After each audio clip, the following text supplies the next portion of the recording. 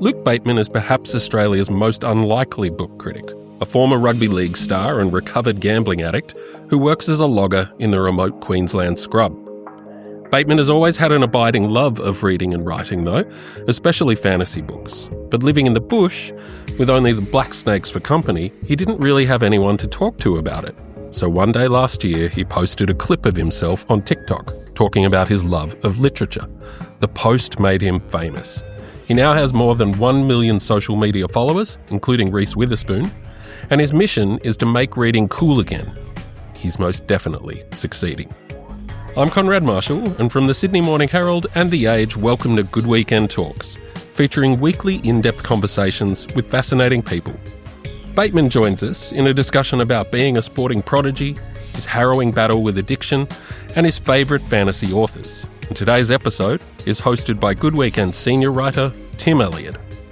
Also, this conversation deals with difficult topics, from addiction to suicide. If you are seeking help, please contact Lifeline on 13 11 14. Thank you, Conrad, and welcome, Luke, to Good Weekend Podcast. How are you doing? Good, thanks, mate. Thanks for having me on. I visited you up in your caravan in the remote Queensland bush to report this story for Good Weekend. But you actually haven't been there for a while. You've been in LA, right? I have been in LA for the past week. Yeah, just got back yesterday. Okay, so tell me what you were doing there. So just went over to LA, more so for a holiday than anything. Just went over to scope it out and met up with a heap of book friends that I have there and had a couple of business meetings just in regards to my book, when it publishes, and a few things that are happening behind the scenes, and just did some filming for Australian Story as well, because I'm working with them on a piece for later in the year.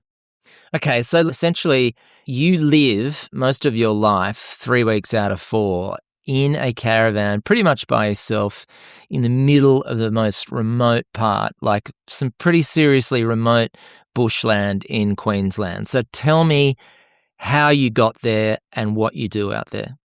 I grew up out in Western Queensland, and when I moved to Brisbane for football as a teenager, and then I moved to Canberra for football to pursue my dream of being an NRL player, which was lucky enough to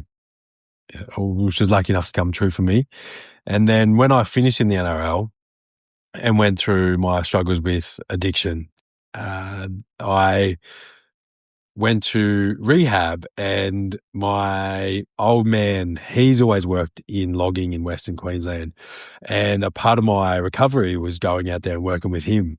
And that's how I ended up out in the remote Western Queensland bush in logging, was through my stepfather and his business. And yeah, the journey to that point was an unexpected one, but that's how I ended up out there.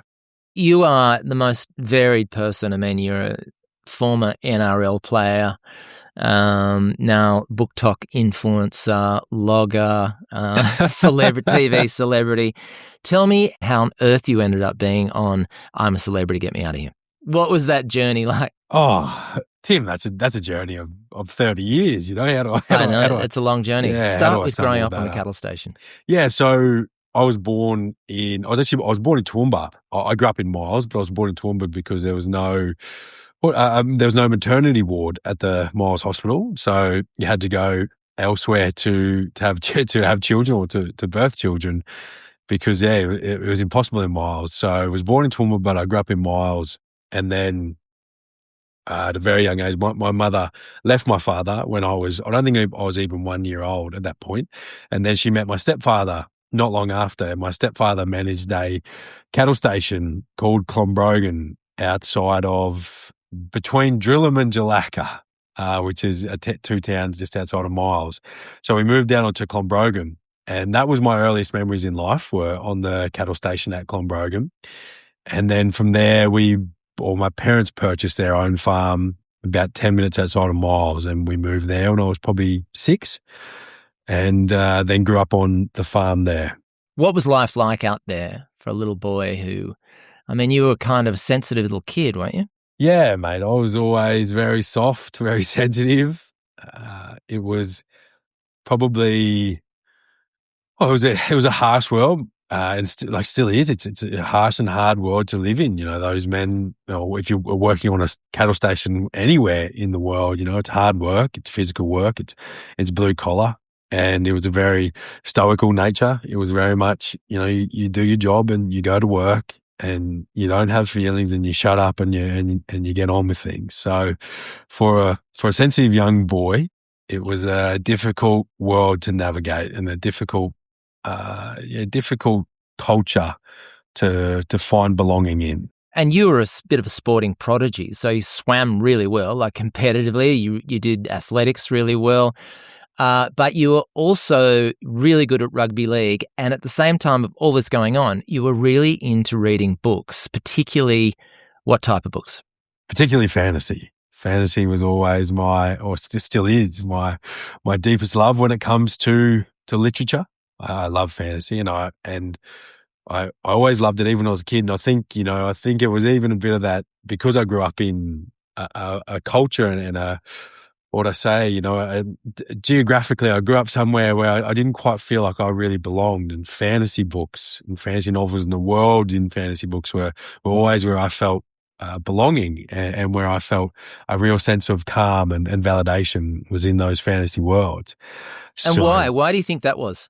Mate, I don't really know, to be fair. I think just probably born that way. There's just something in me that loves it. I don't know what that is. I have a very vivid imagination. I've always had a super vivid imagination.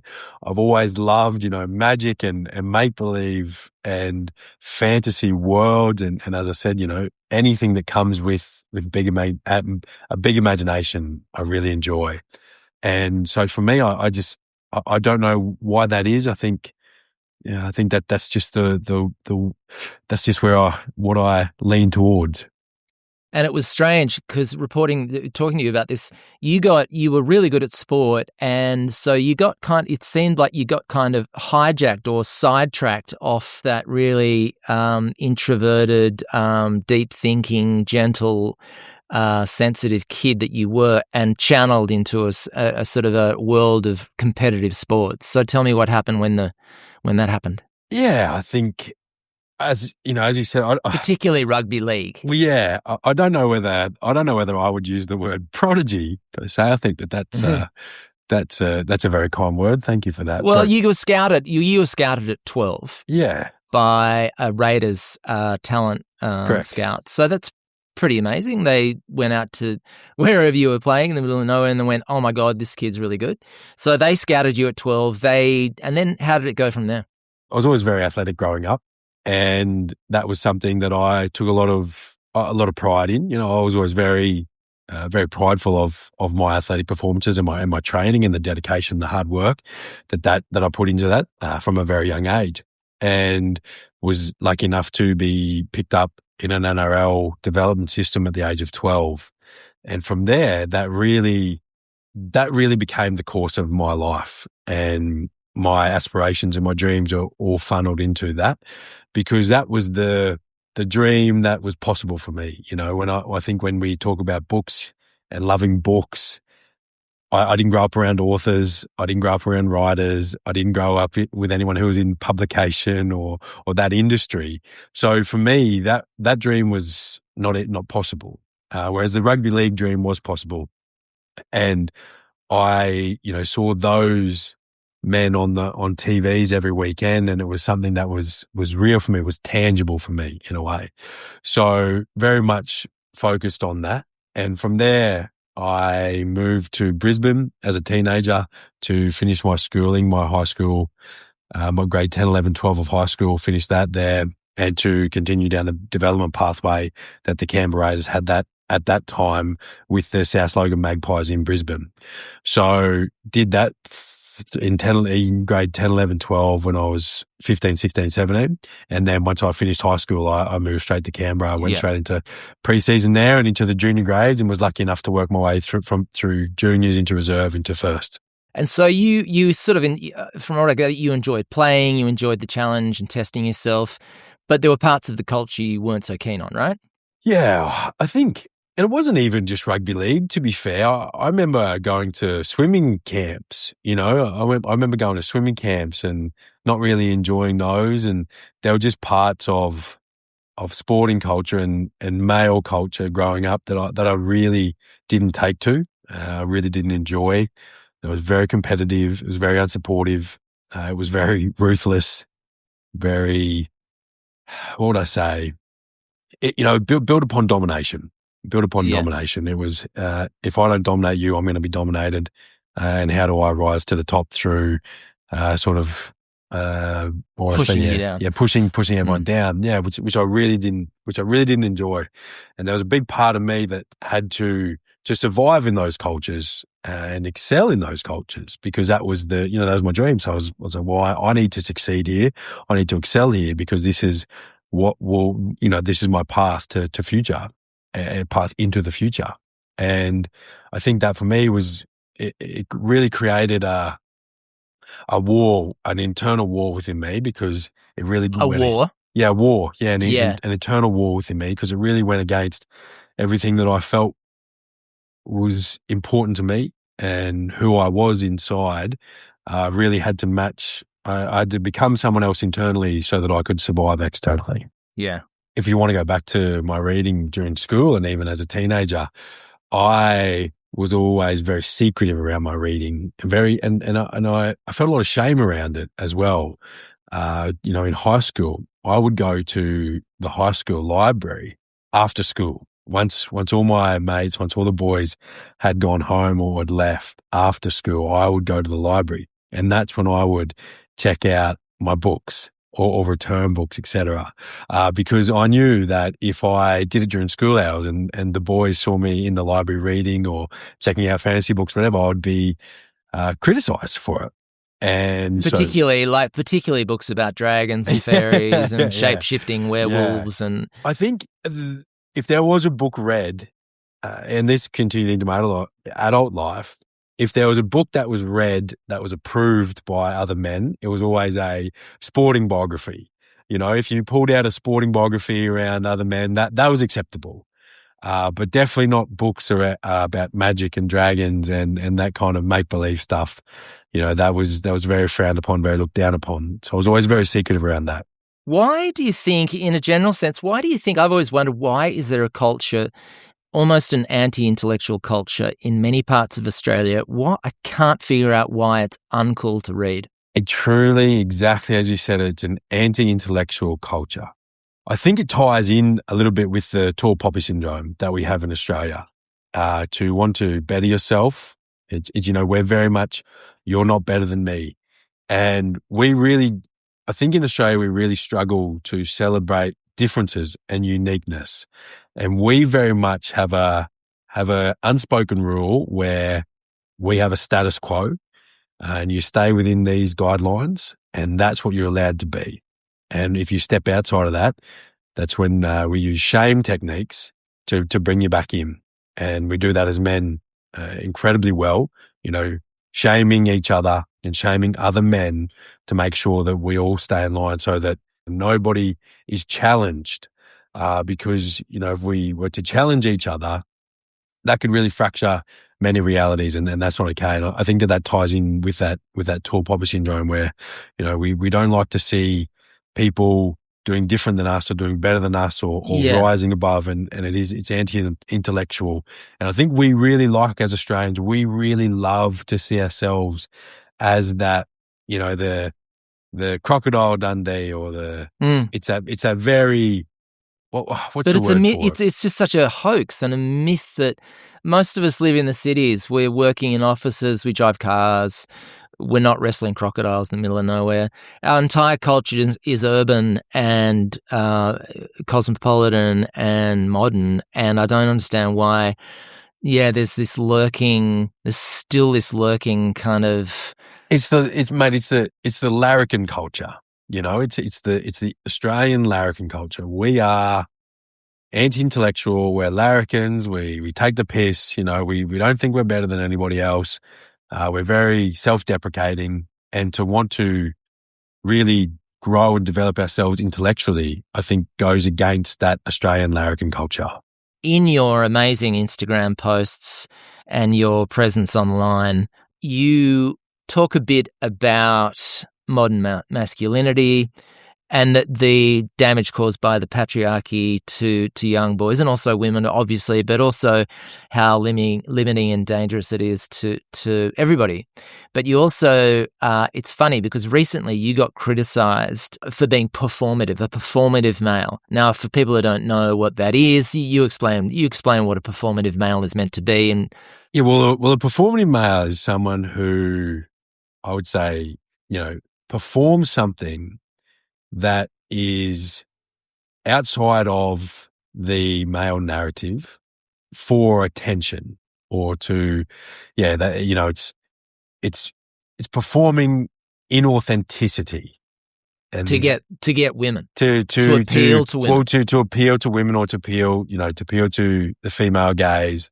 And to gain followers, etc., things like that. If it's not blokey to say, and if you're promoting something that is not blokey, larrikiny, sticks to the male narrative, then you are performative. Why do you think you got criticised as being performative? Well, as we said before, it's to promote books, to promote reading, to promote, intellectual development is seen as by men performative because we have that anti-intellectual larrikin blokey culture. So to step outside of that, other men feel the need to shame you to get back in the box, to get back in the man box with them. Because if you're presenting something that confronts their reality and confronts their view of the world, they, instead of seeing that as a place of growth, they see that as a place of fear. Yeah, it's a threat. It's a threat to them. So they use shame-based techniques to try and pull you back into the box.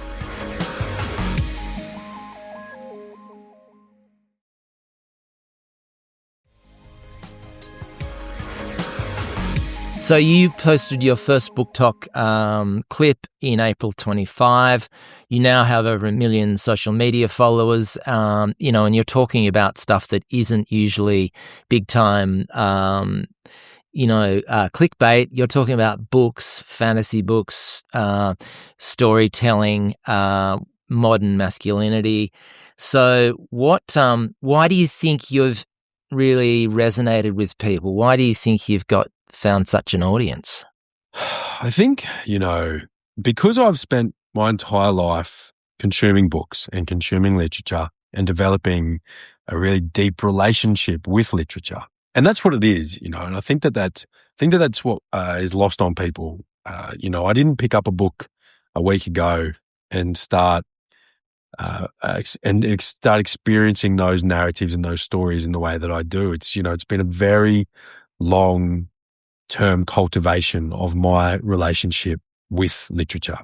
And I think that the emotional connection that I have with stories and narratives and the way that I experience them and the way that I can then translate that experience to other people, I think that that's something, that's really unique to me.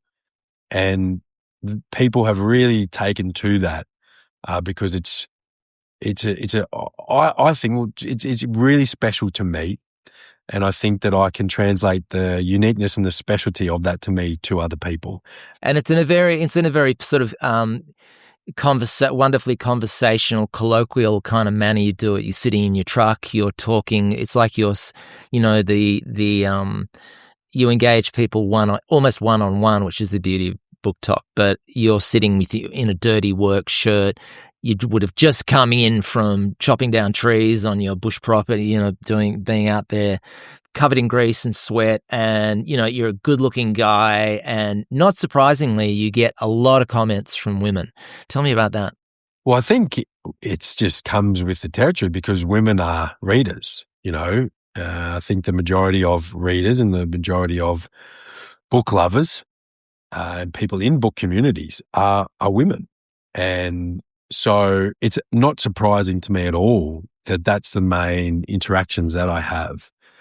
It'd be like walking into, I mean, it'd kind of be like walking into a day spa and most of the people in there being female, because that's just, those communities are a majority of female. But that's what I'm hoping to change. And that's a really big thing for me, is being able to present it to men as very accessible and not something that they should fear, not something that they can't be a part of.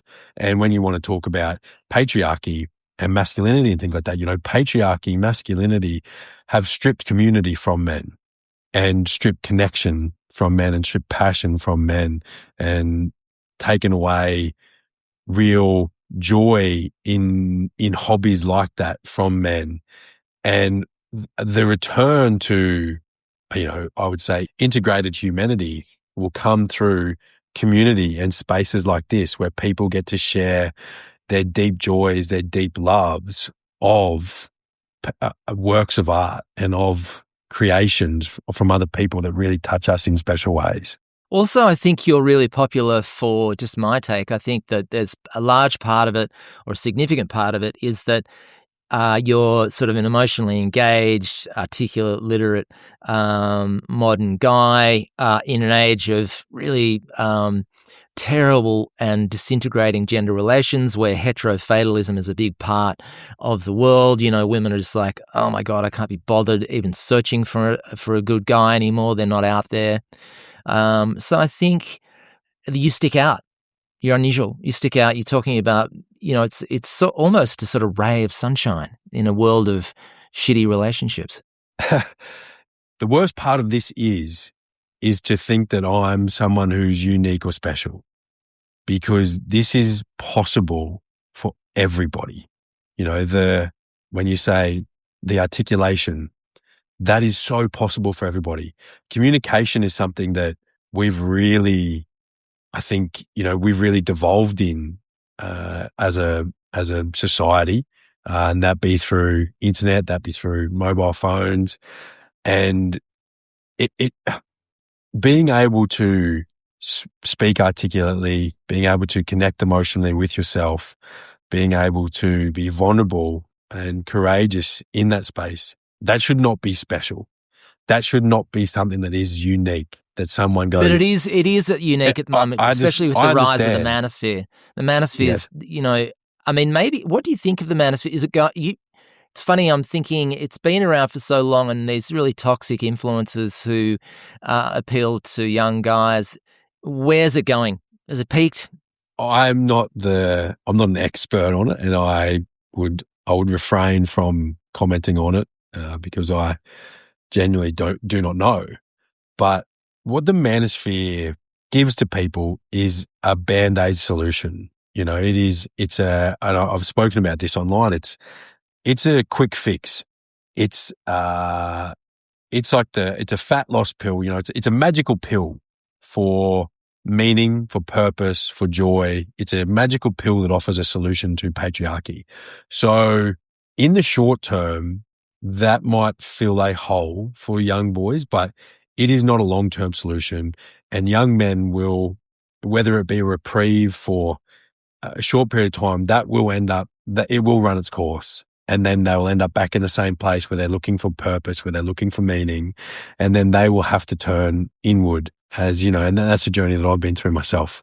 A big part of why you resonate as well, I think, and this is relevant to what we're talking about, is vulnerability. So you also you talk a lot about your own vulnerability and stuff. A lot of your vulnerability expressed itself in a terrible gambling addiction, right? How did that come about? Well, and this is once again very on point for what we're speaking about. I think, my understanding of patriarchy, masculinity, capitalism, bloke culture, anti-intellectualism, that all came about through my addiction recovery. And I really had to understand the systems and the cultures that conditioned me to the point where I would rather have connection with something that was killing me than no connection at all. And that's what. But explain to people how you got into gambling. Oh, well, gambling culture is pervasive within Australia. Gambling culture is is flooded within Australian culture. We are the biggest gamblers per capita in the world. And in it is sport shown, particularly, right? In sport, in everything, you know, our horse racing industry is one of the richest in the world. And from a very young age, gambling is normalized to every Australian child. And so when I was 18 and I could do it legally for myself, you know, it was just a part of culture. That's what we did as a part of the rugby league culture, sporting culture. That's what we did to bond. You know, when we had spare time, gambling was always a part of everything we did as a community. Our community, outside of football, always involved gambling. And that's how we connected as men. We connected through gambling. We connected through alcohol. And that was where we formed our communities, and that was where we found connection that was missing in our lives. And when the disconnection from myself became so great that I needed, I always talk about addiction, and addiction is an external source to fill an internal void. And once my internal void had become so large that I needed something, huge externally, that's when I became that's when my addiction developed to a bit debilitating level. And you were you basically had signed a 3-year contract with the Raiders for $1 million, right? Yeah. So then you just started burning through the cash, didn't you? Yeah. So I was earning $400,000 a year, and I was burning through every cent of it. Every single cent of it was going to gambling, to the point where I couldn't pay my mortgage. My mum was paying my mortgage for me. I couldn't buy groceries. I couldn't pay my rent, couldn't pay bills. I couldn't even, I would go days without eating. I was a professional athlete, and I would go 24 hours without eating because I had no money to buy food. And at one stage, I remember I talked to your mum for the story, and she said that you called up at one stage, I think you're very in the depths of the depths, and said, "Oh, hey, I'm standing on a balcony with your girlfriend's place at 12th floor balcony in an apartment block in Belconnen, and I'm thinking about jumping." So talk us through that. Yeah. I think my life was extremely dark for a time there, and it got to the point where the only way out, I had no hope. There was no light at the end of the tunnel.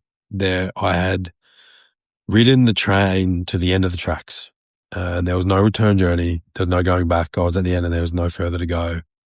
And the only reprieve that I saw possible was to end my life, and that was the only way out of the place that I was in. That was the only avenue out that I saw. And and I was living in an apartment building, and I remember that night very vividly. And I was just out, and I was standing on the balcony, and luckily, I knew there's a big part of me that I was so fortunate to be loved and to have people who really, really loved me and cared for me. And that I knew the pain that I would cause them if I took that option. And I rang my mum, and my mum stayed on the phone with me for hours and hours until she knew that I was okay. And she knew that I wouldn't jump. Yeah. How do you think your addiction played out with your family? How do you think it affected them? Oh, it was extremely painful for them. It was extremely painful, and I caused so much hurt and so much pain in the people who love me, because they really tried to help me. And every time that they tried to help me, I threw it back in their faces, and I failed them. And it's something that I would say that the guilt of that is something that I really struggle with still to this day, because I feel so much guilt over it, about just the sadness and the pain that they experience because of me is something. It's really hard for me to speak on. One, because it's actually not my story to tell; it's theirs, and I think I would do a disservice to them in trying to explain the nightmare that the nightmare that I put them in. So how did so you'd stopped reading by now, you know, as a huge book lover, it meant so much to you when you were a boy, but it had just, I guess your life was consumed by a greater force. So how did you turn it around, and what role did books play in that? Well, books played a massive role in that.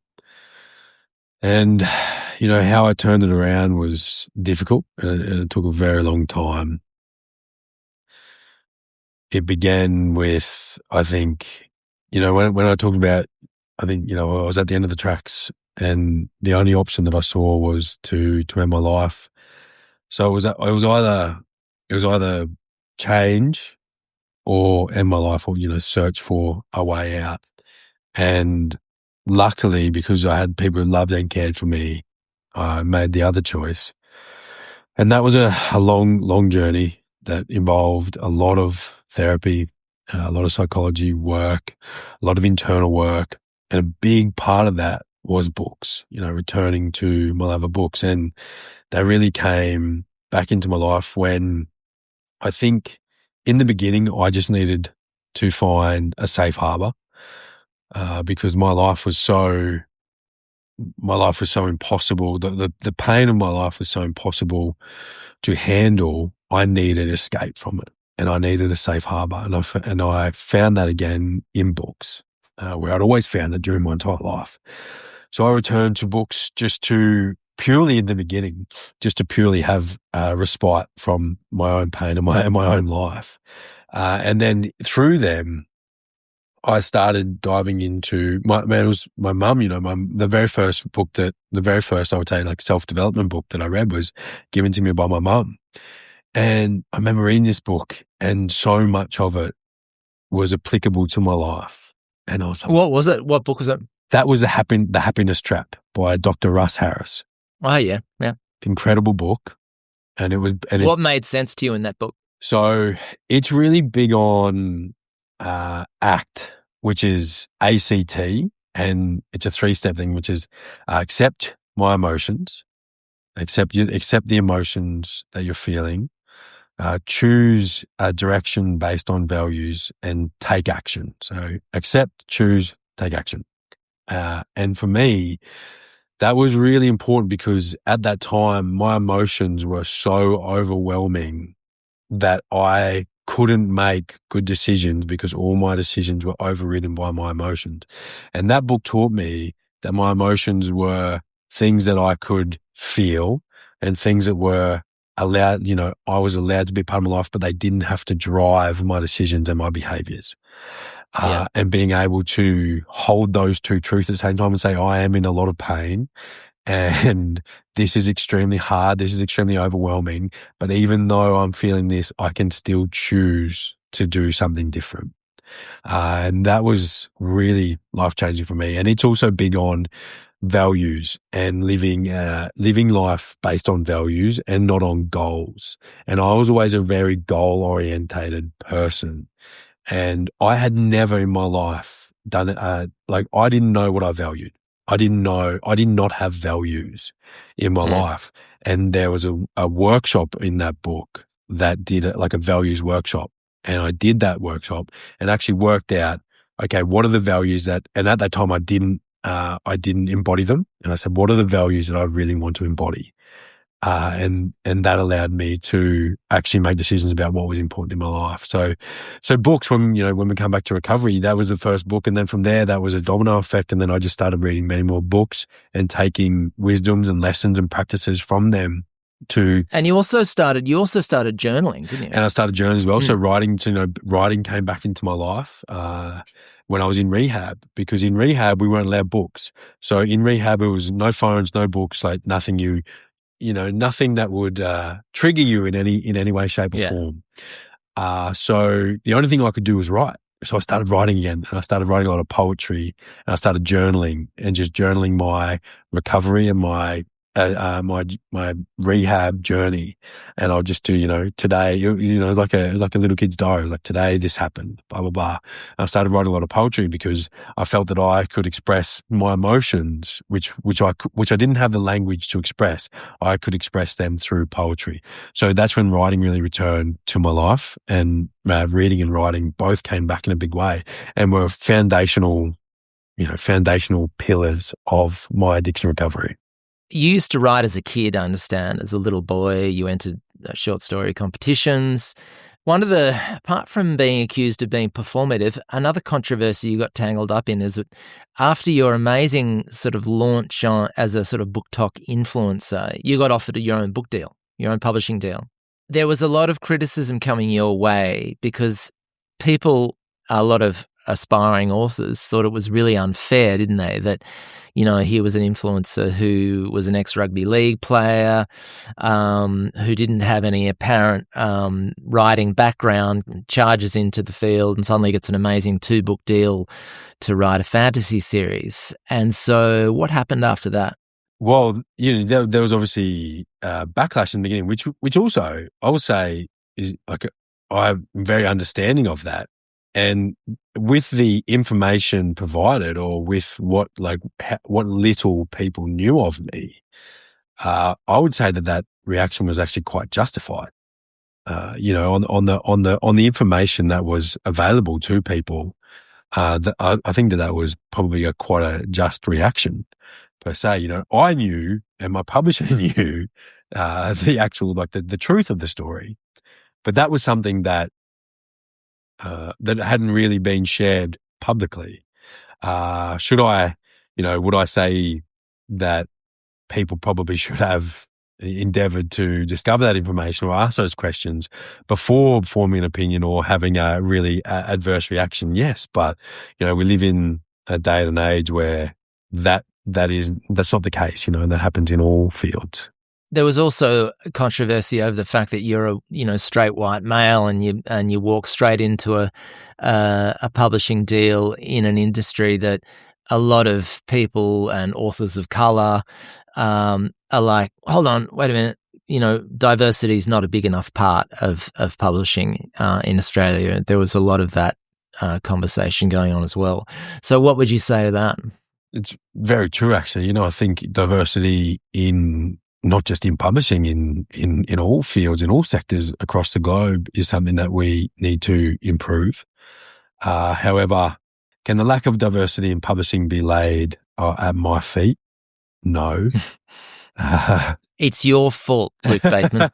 No, yeah. No, it can't. But also, in a way, being a ex-rugby league player, someone who grew up in Western Queensland, someone who is not your typical writing type, there is a level of diversity to what I will be, to diversity to me as an author. Yeah, and what you will contribute. And what I will be able to contribute. Yeah. So, okay, to wrap up, give me the précis of your series. What's it about? So the elevator pitch for my series, so I'm writing a fantasy trilogy, and the second draft is with my publisher and my editor currently. The elevator pitch for my series is a young boy discovers his magic in a world where his magic is outlawed, and then he has to navigate how he manages that and how he survives. So where does the rugby league come in? That's what I want to know. Well, I think for me, it's very much, it's my journey in ways, in terms of, I discovered my magic in a world where it was outlawed, my love of reading, my love of fantasy, my love of dragons. And that was my magic growing up, and that wasn't allowed. And that wasn't, and I had to hide that, and I had to discover how I would survive in a world where the magic that lived within me was not permitted. So that's, I think that's the part of me, the heart of me that will show up in the heart of the book. Well, good luck with it, and really appreciate you coming on and talking to us. No, thank you, Tim. Thanks for having me on. I really appreciate it. To enjoy more in-depth journalism from the latest edition of Good Weekend, visit us at theage.com.au or smh.com.au. This episode was produced by Conrad Marshall and edited by Tim Mummery, with technical assistance from Josh Towers. Our executive producer is Tammy Mills. Lisa Muxworthy and Tom McKendrick oversee our podcasts, and Melissa Stevens is the editor of Good Weekend. If you enjoyed this episode, follow our podcast and leave us a review on Apple or Spotify. And thanks for listening.